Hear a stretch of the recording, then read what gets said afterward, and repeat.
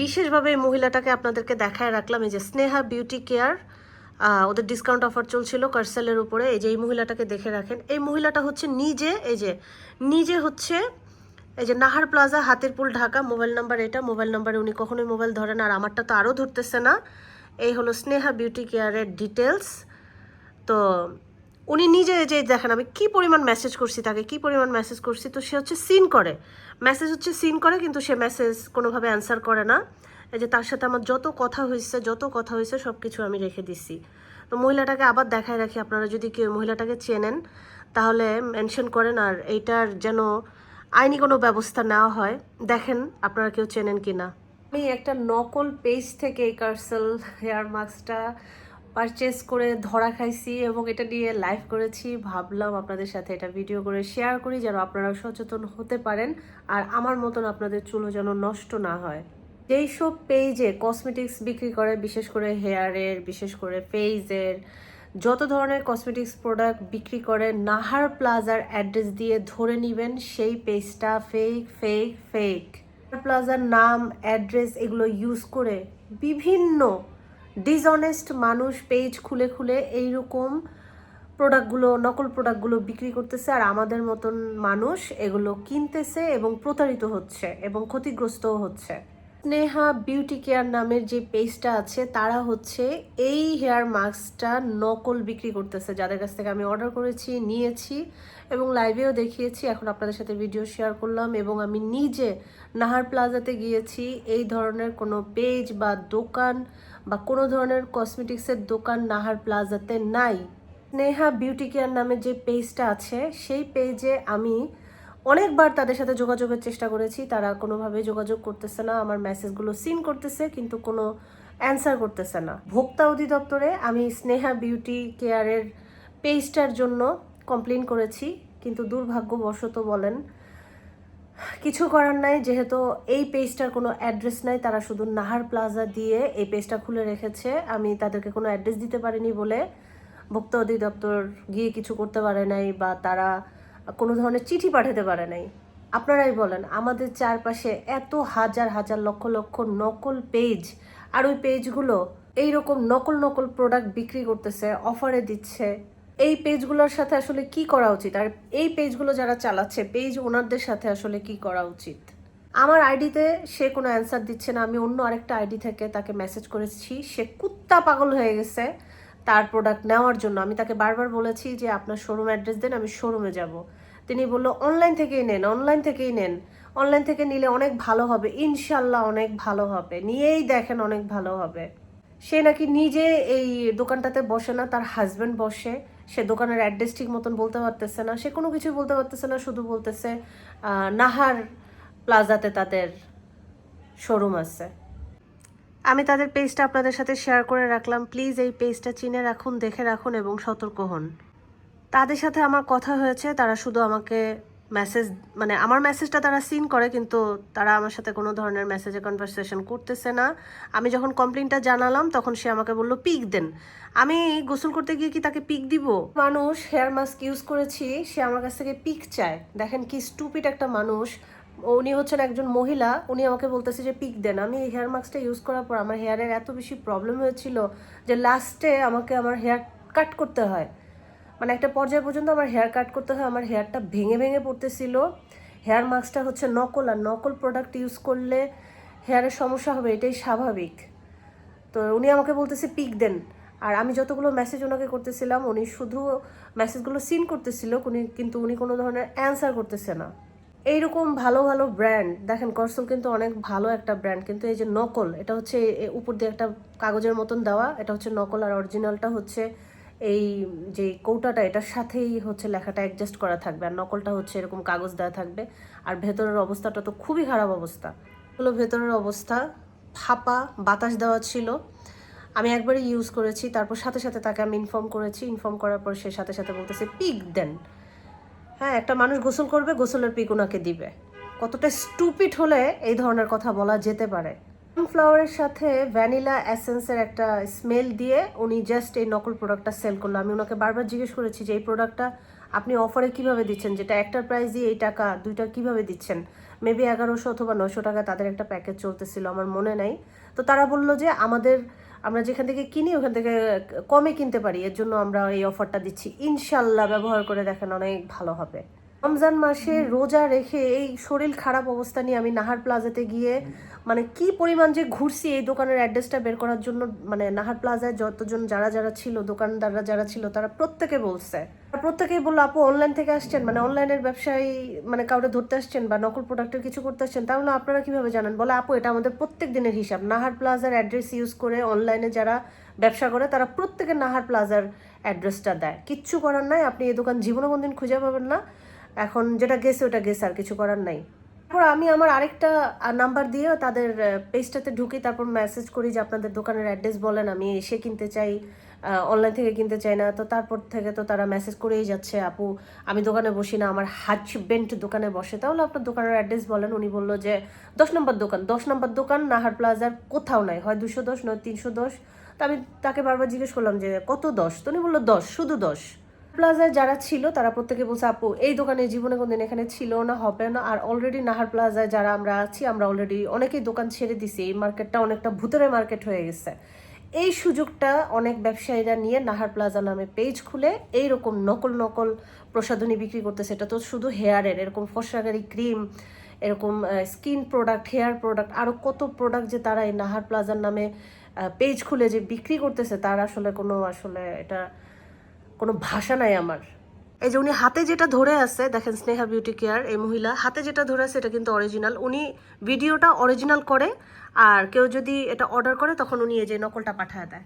এই যে আসলটার সাথে নকলটার কত পার্থক্য দেখেন, কালার দেখেন, কালারে কত পার্থক্য। আসলটা হচ্ছে এই কোটাটার সাথে একসাথে লাগানো থাকবে এই সিলগুলো, এই লেখাগুলো। আর এটা হচ্ছে দেখেন কি অবস্থা, এই যে হ্যাঁ, এটা হচ্ছে উপর দিয়ে কোনোভাবে লাগাই দিছে। আমি ওনাকে এটার ভিডিও পর্যন্ত পাঠাইছি যে আপু এই অবস্থা কেন, আপনি এরকম একটা প্রোডাক্ট আমাকে কেন দিচ্ছেন? আমি তো অনেক তাড়াহুড়ায় আপনাকে অর্ডার করছি, আমি ঢাকায় থাকবো না, আমি ঢাকার বাইরে চলে যাব, আমাকে একটা ভালো প্রোডাক্ট দেন। উনি বললো ইনশাল্লাহ নেন, এটা অনেক ভালো হবে। আমি আমার প্রত্যেকটা জিনিস এই যে ভিডিও করে তারপরে এই যে ওনাকে আমি কত ভিডিও পাঠাইছি। এই যে উনি সিন করছে লাস্টে, যে কর্নারে দেখা যাচ্ছে উনি সিন করতেছে সব কিছু, এই যে সিন করতেছে, দেখতেছে, কিন্তু উনি আমার কোনো কিছুর অ্যান্সার করতেছেন। এই যে লাস্ট উনি সিন করতেছে, আমি লিখছি বারবার আপনি কি নিজে এটা ইউজ করেন যে আপনি কাস্টমারকে এরকম জিনিস দিলেন? আমি কিন্তু সব কিছুরই প্রমাণ রাখছি। হ্যাঁ, এটা নিয়ে হচ্ছে ভোক্তা অধিদপ্তরে কমপ্লেন করেছি। কমপ্লেন করার পরে 1.5 মাস পরে আমি নিজেই জানতে পারছি যে আমি আসলে অ্যাড্রেস দেই নাই, যার কারণে তারা আমার এই কমপ্লেনটা সেই অ্যাড্রেসের লেটার পাঠাতে পারে নাই। তো আমি বললাম আমি তো অ্যাড্রেস দিয়েছি, ওখানে নাহার প্লাজা লেখা আছে। তো বললো নাহার প্লাজা লেখা আছে, নাহার প্লাজার সাথে তো দোকানের কোনো কিছু লেখা নেই, কোনো কিছুই লেখা নেই, আপনি তো শুধু নাহার প্লাজা লিখছেন।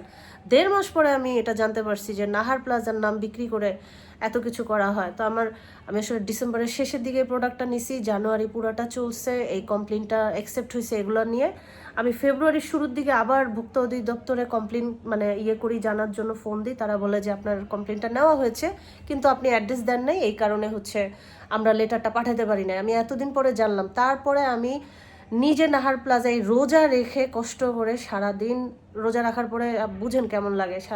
দেন সন্ধ্যার সময় আমি নাহার প্লাজাতে গিয়ে জানতে পারলাম যে বাংলাদেশের 90% ফেসবুক পেজ যারা এগুলা বিক্রি করে, তারা 90% হচ্ছে নাহার প্লাজার নামটা ব্যবহার করে আমাদের মতন মানুষের কাছে এগুলো সেল করে, যারা আমরা বিশ্বাস করি যে পেজগুলো থেকে ভালো কিছু পাওয়া যাবে।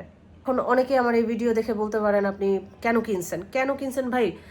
কেউ না কেউ কাউকে না কাউকে তো বিশ্বাস করে, তাই না? আর মানুষ সবসময় এক সিচুয়েশনে থাকে না। আমি যে সিচুয়েশনে ছিলাম, আমার একটা ফ্যামিলি প্রোগ্রাম ছিল, আমার ওই মুহূর্তে মার্কেটে যাওয়ার উপায় ছিল না। আমি ইমিডিয়েটলি, আর আমার যেহেতু হেয়ার কালার করা, আমি সবটা ইউজ করতে পারি না, যার কারণে এটা দেখে ভালো লাগছে। আর ওই মহিলা নিজেই ওনার হেয়ার কালার করা ছিল, তো আমি ওটা দেখে ভালো লাগছে যে আচ্ছা ওনার কালার করা, আমারও কালার করা, তাহলে এটা ইউজ করলে মনে হয় ভালো হবে। তারপর আমি ওনাকে কিন্তু বলছিও যে আমার কিন্তু হেয়ার কালার করা, উল্টাপাল্টা জিনিস আমি দিতে পারবো না, আর ভালো ব্র্যান্ড ছাড়া আমি নর্মালি দেই না। প্রয়োজনে আমি কোনো কিছু ইউজ করি না, কিন্তু ভালো কিছু ছাড়া আমি দেই না। উনি বললো ইনশাল্লাহ নেন, এটা ভালো হবে। দেন আমি যেদিন যাব ঢাকার বাইরে, মানে আমার যে প্রোগ্রামে আমি যাব, সেদিন দুপুরবেলা আমার কাছে এই প্রোডাক্টটা আসে, একটার সাথে আরেকটা ফ্রি, আরেকটা তো এখনো ইনটেক। একটা তো আমি আপনাদেরকে খুলে দেখিয়েছি, আরেকটা হচ্ছে ইনটেক, এই যে প্লাস্টিক এখনো মোড়ানো। যেহেতু একটা নকল পড়েছে, আরেকটা খোলার প্রশ্নই ওঠে না। কতভাবে এটা ইউজ করি।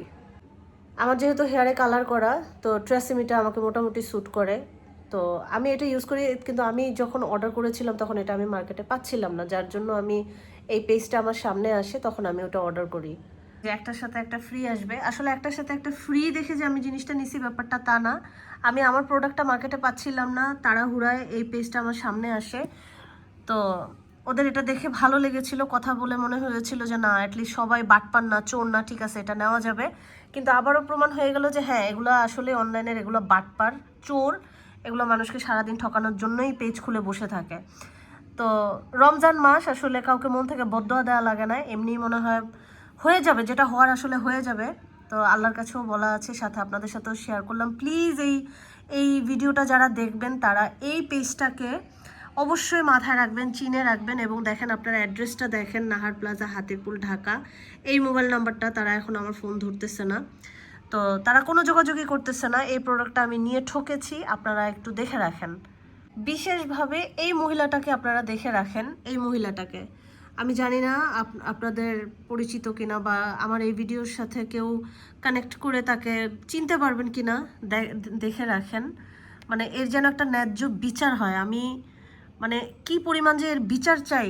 আমার প্রচুর পরিমাণে হেয়ার ফল হয়েছে এবং আমার হেয়ার কাট করতে হয়েছে, শেষমেশ কোনো উপায় না দেখে আমাকে হেয়ার কাট করতে হয়েছে। এটা ইউজ করার পর আমার চুলের এত পরিমাণ ক্ষতি হয়েছে। তো আপনারা প্লিজ এটা কেউ দেখে রাখেন।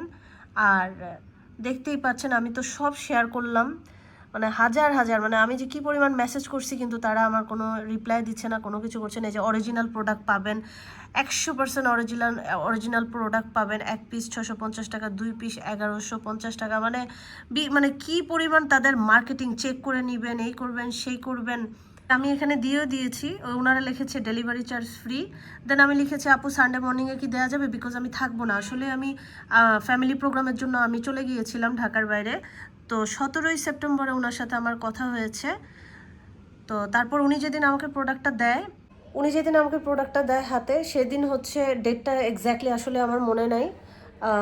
আরও মোবাইলে আরও স্ক্রিনশট আছে, ওটা দেখলে মনে পড়বে। তো ভিডিওটা অনেক লম্বা হয়ে যাচ্ছে, শর্ট করছি। উনি যেদিন আমাকে প্রোডাক্টটা দেয় ওই দিন রাত্রে হচ্ছে আমি ঢাকার বাইরে চলে যাব। বিকালের দিকে 5টার পরে আমার কাছে কল আসে আমার প্রোডাক্ট রিসিভের জন্য। দেন আমি খুব মানে তাড়াহুড়া করে প্রোডাক্টটা রিসিভ করে ফেলি। আর ওনার সাথে মনে হয়েছে যে কথা বলে যে আচ্ছা দিয়ে দিছে, এত জাজ করার কিছু নাই। দেন আমি ইউজের পরে এটা জানতে পারছি। ইউজ করার সাথে সাথে আমি ওনাকে জানালাম, উনি আমাকে বলে পিক দেন। মানে সত্যি স্টুপিডির মানে একদম লেভেল ক্রস করে সে আমাকে তাহলে এটা লিখছে যে পিক দেন। মানে আমি গোসল করতেছি, হেয়ার মাস্ক লাগাচ্ছি, ওইটার পিক তুলে ওনাকে আমি ওনার পেজে বা ওনার মেসেঞ্জারে আমি দিব যে এই যে আমার গোসলের ভিডিও দেখেন। মানুষ কতটা নিম্ন স্তরের মেন্টালিটিতে গেলে এই ধরনের কথা বলতে পারে। প্লিজ প্লিজ প্লিজ আমার এই ভিডিওটা আপনারা যারা দেখবেন প্লিজ শেয়ার দেন।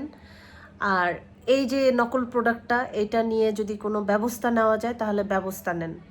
কেউ যদি এই মহিলাকে চিনে থাকেন বা স্নেহা বিউটি কেয়ার পেজের সাথে থাকেন বা এই পেজ থেকে কোনো প্রোডাক্ট নিয়ে থাকেন, প্লিজ এই মহিলাকে আইনের আওতায় আনার ব্যবস্থা করেন। এই মহিলার একটা ন্যায্য শাস্তি হওয়া উচিত, সর্বোচ্চ শাস্তি হওয়া উচিত। এবং মানুষকে যেভাবে উনি ঠকাইতেছে, বিশেষ করে নাহার প্লাজার নাম দিয়ে দোকান খুলে উনি বসে না, হাজবেন্ড বসে না, কে বসে, যেই বসুক এই মহিলাকে আইনের আওতায় আনেন। নাহার প্লাজায় এরকম কোনো দোকান নাই, নাহার প্লাজায় ইনফ্যাক্ট কোনো দোকানই নাই। অল্প কিছু ব্যবসায়ী ওইখানে আছে, যে কোনো সময় ব্যবসায়ীরাও চলে যাবে। নাহার প্লাজা অনেকের গোডাউন হিসাবে ইউজ হইতেছে। হ্যাঁ, তো আপনারা প্লিজ এই মহিলাকে দেখে রাখেন, চিনে রাখেন না। আর একে নিয়ে যদি কোনো ব্যবস্থা করা যায় তাহলে প্লিজ কোনো একটা ব্যবস্থা করেন। এটার জন্যই আমি ভিডিওটা করলাম। শেয়ার করেন এবং কমেন্টস করেন আমাকে, আপনারা অনলাইনে কারা কারা প্রতারিত হয়েছেন আমার মতন, এবং কি ব্যবস্থা নিলে এই মহিলাকে ধরায় দেওয়া যাবে। আপনারা যদি কেউ জেনে থাকেন তাহলে প্লিজ আমাকে জানান, প্লিজ প্লিজ আমাকে জানান।